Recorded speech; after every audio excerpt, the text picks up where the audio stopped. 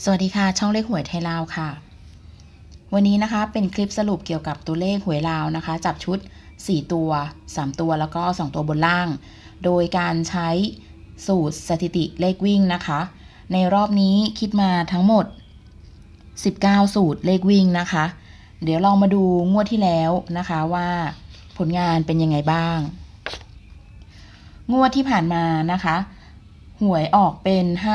5839ไม่มีใครคาดคิดเลยนะคะว่า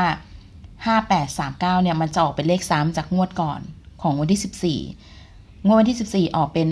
5830นะคะงวดวันที่21ที่ผ่านมาออกเป็น5839ซึ่งหลักพันหลักร้อยหลักสิบตรงกันจากงวดที่แล้วเลยนะคะก็เลยทำให้ผลของงวดที่ผ่านมาจากสูตรทั้งหมดที่คิดให้21สูตรนะคะ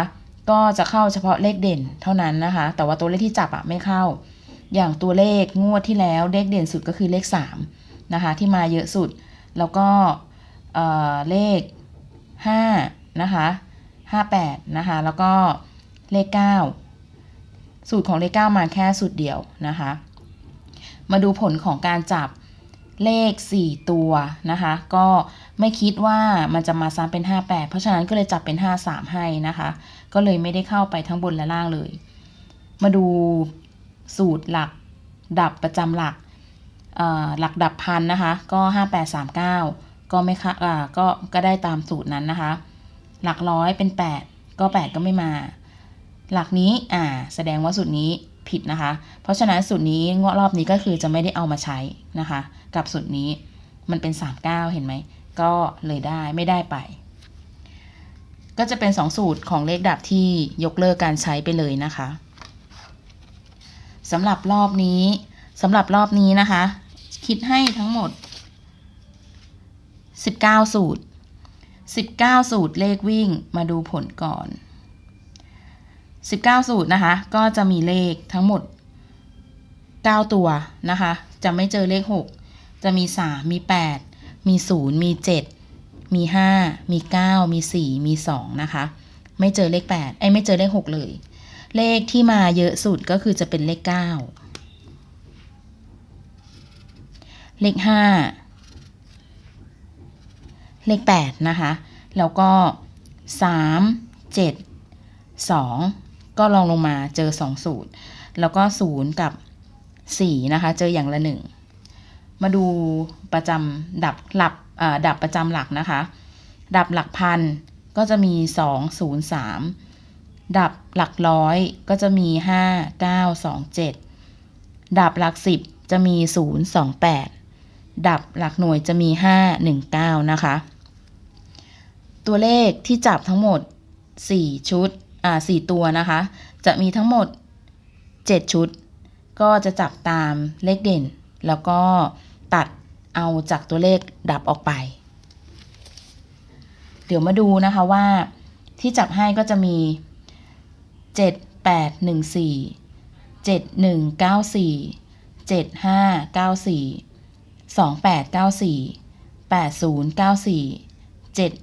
9 1 5 8 7 8 5 2นะคะเพราะฉะนั้นถ้าจับเป็นเลข3ตัวก็จะใช้เลขท้ายนะคะตัวนี้พวกนี้เลขท้าย3ตัวก็จะมี814 194 198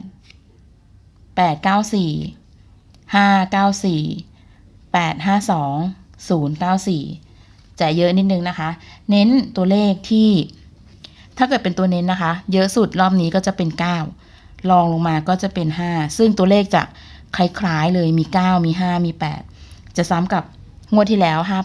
5893 5839เลยแต่ว่ารอบนี้ที่คิดเด่นสุดเนี่ยน่าจะเป็นเลข9เลข9น่าจะมาอีกรอบเพราะฉะนั้นถ้าเป็นชุด4ตัว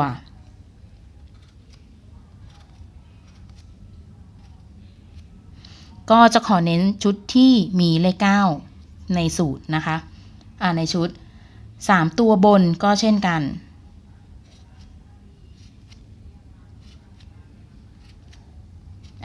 3ตัวบนก็จะเน้นตัวที่มี9เหมือนเดิมนะคะส่วน2ตัวล่างจะมี78ก็คือตัดมาจากเลขชุด4ตัวนะคะ78 71 2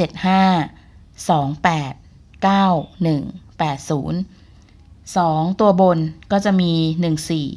91 94 98 90และ52นะคะส่วนใครที่รอบนี้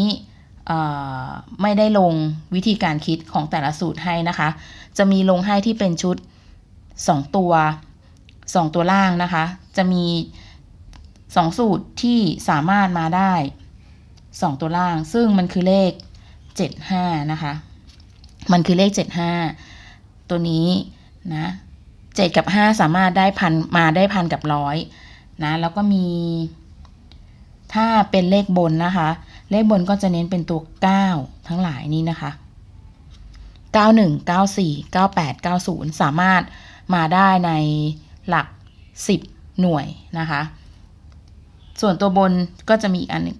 180จะมี8เน้น75กับ80สำหรับล่างนะคะแล้วก็เลขบนก็จะมี91 94 98และ90นะคะลองดูเพราะว่ารอบนี้ค่อนข้างกระจายอีกแล้วตัวเลขกระจายนะคะคืออย่างงวดที่แล้ว3เนี่ยคือมาเด่นมากนะคะมา6สูตรแต่สำหรับรอบนี้เนี่ยตัวเลขที่มาใกล้ๆกันก็คือ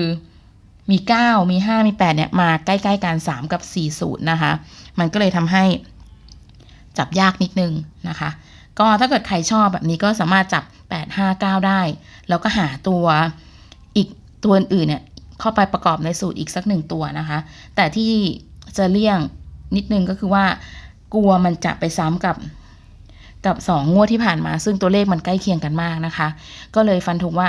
รอบนี้ขอฟันธงเด่นเป็น9ก่อนละกันนะคะน่าจะมาแน่เนาะสำหรับใครที่อยากได้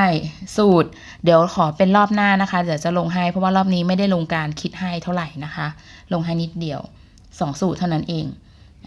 สำหรับคลิปนี้ใครที่กดติดตามกด Subscribe เข้ามานะคะ